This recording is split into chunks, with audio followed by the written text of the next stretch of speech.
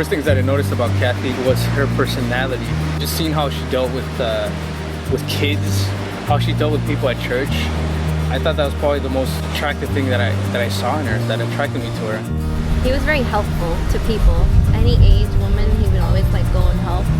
And he's always greeting people, so that's the first thing I noticed. He likes my eyes.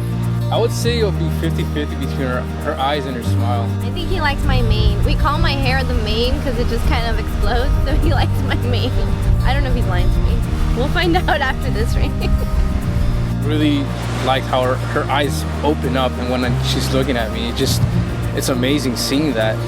And when she smiles, it just really melts me. Like, it just seeing that, it's like, wow, I can't believe how amazing she looks when she's smiling.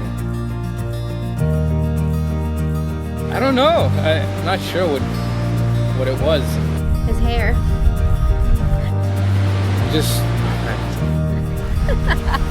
I always liked spiky hair. I think like spiky hair is attractive, so it's a hidden secret that nobody knows, but I'm marrying a guy with spiky hair. We've known each other for a long time at church.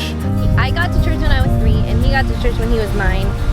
I don't think I knew Axel existed till I was in college, so we went to church for probably like 10 years. We've known each other for a long time at church, but I didn't really see her as someone I would be interested in until probably a couple years ago, because before that I couldn't stand her.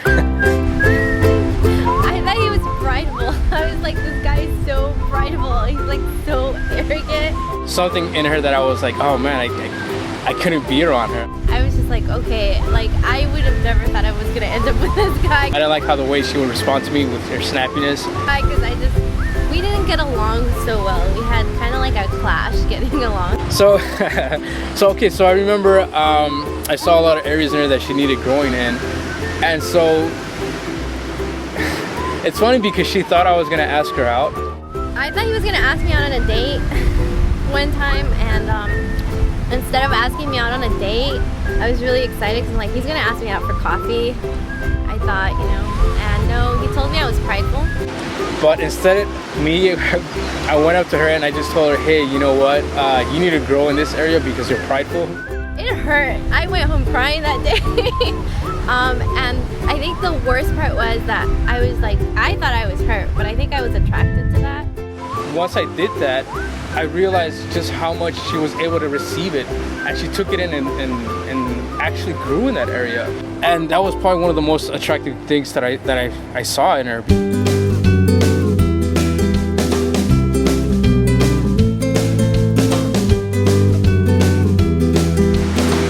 It happened in one time when I was talking to her, and I just expressed my situation being where I was at the time. You know, that day I was like, I'm gonna give you a hug when I see you tomorrow at church. And he was like, okay. And we were teaching at middle school, so we had the room that was outside of the church. And I remember that day, and I'm like, I know I owe you a hug, but I can't seem to give it to you. And I remember just like, he hugged me.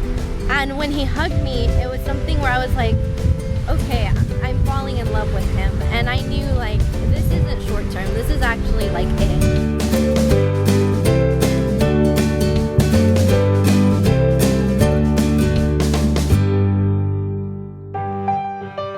So I had this crazy idea of being in a helicopter and being over the beach and having a sign there that says, will you marry me? And I remember at the time, I was like, I don't know how I'm gonna do that. You know, that day I was upset at him because we didn't have these lavish dates. I was always telling him like, give me good dates, you know, like something creative. And he was like, oh yeah. Let's just go out, like, let's go to the park. And I was like, we always go to the park, who cares about the park? And he's like, come on, let's go. And that day I was like, I'm gonna look horrible. I'm just gonna put whatever on. I managed to straighten my hair. I put no makeup on. And I was like, fine, let's just go to the park. And I'm like, I'm hungry, let's go to McDonald's. And we bought like 40 pieces of chicken nuggets. I was like, oh, I'm gonna stuff her because if she's full, she's not gonna be like, oh, we're gonna go somewhere special or anything like that. So I just grabbed a bunch of chicken nuggets and all this weird stuff. And I was like, okay, you know, whatever, let's go. And then he's like, let me go get some coffee. And I'm like, I'm just gonna drop you off, Axel. Like, why do you need coffee? I'm tired of being out with you. We didn't do anything like at all. I remember I saw her face. She was like, oh man, really? We're just gonna do that? So I remember planning, talking to the pilots and telling them, okay, call me at this time and tell us that we won a free helicopter ride.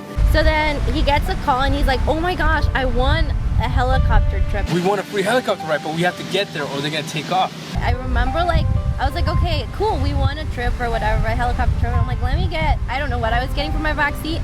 And at one point he disappeared. And then the pilot comes in. As soon as the guy walks in, Axel's like, yeah, we're the ones that won the raffle. So I remember being super nervous once we took off.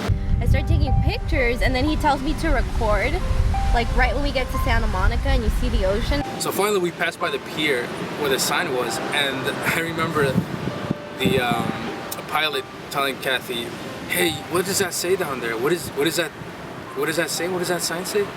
And I'm looking, I was like, okay, and I don't even see it because it's so small, being 500 feet in the air. I'm like, oh man, I hope she sees it. And I'm like, what sign? I'm like, no. I remember turning and going, no, and I start hitting him.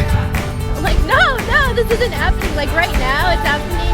Everything went out of my mind right there. I blanked out. I don't know what I told her. And I look down and then it says, will you marry me? And then I see three little people like just waving. I was like, who are the people? Who are the people? It wasn't later until we landed that we realized that she wasn't recording the engagement, but also what we noticed that, wait, hold on, you hadn't even said yes first. And I was like, oh man. So then I asked her, will you marry me? She's like, yes. You know, you talk about it, but you're like, no, this is really happening. There's a ring on my finger, and it was an amazing experience. I mean, he went all out.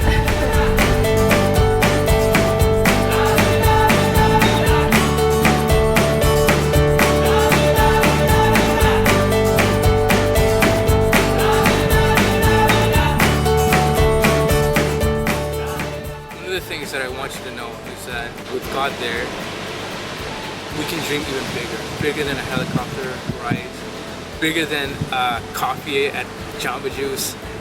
We're gonna be able to have big dreams because we have a God that can allow that to happen.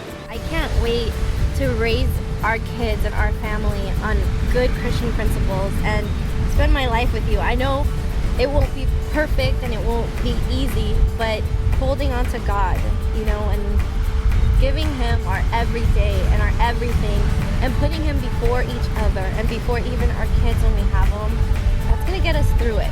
So I can't wait till we get really old and gray and, like, you know, we can walk on the beach